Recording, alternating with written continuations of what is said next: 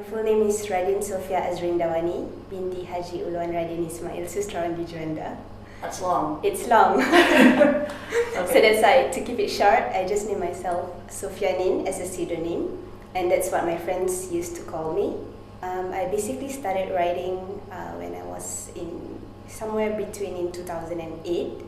I lost my dad in 2007, and that's where it all began. So I started writing on my blogs. At that time, I have two blogs. One is just like a personal daily kind of blog, and the other one is Puisi Berantakan, in which right now it's already closed for the Puisi Berantakan since it's already been published in a book. Yeah. Okay. So all the poems in your first collection were originally on the internet. Yes. And gained a sort of following. Yes. And these poems, the translation Berantakan means messy, right? Yes, messy poems. Could you tell us a little bit more about what messy means for you in your poetry? Okay, because originally I have no intention whatsoever to become a writer. I didn't think that I have that character in order for me to write something.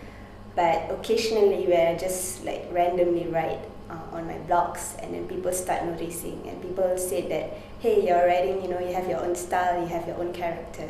So that's why I started my Puisi Berantakan. And from there, because I do not have like a background in the literary studies or whatsoever, so that time I was taking engineering, I was taking even like pure sciences, math, chemistry, and also physics. But I noticed at that point I'm actually like drawn into this literature. I love Khairul Anwar, which is one of the Indonesian poet and also activist. So he's my major inspiration, I would say, because his poems are all those direct, blunt, but it's just straightforward. I also like W.S. Rendra, if you know. He's also another one of the famous poet in Indonesia. His style is more about like those love themed poems, so that's where I like to venture or pursue in my upcoming poems. Yeah. Okay. For now also I've been writing mostly about love genres, and also regarding like, for example, family or humanity. So basically it's all the experiences that I encounter. Yeah. I write mostly about my late dad to begin with. That's the starting point of it. And then eventually I write mostly about those relationships and how you experience breakups and all that. Yeah. Okay.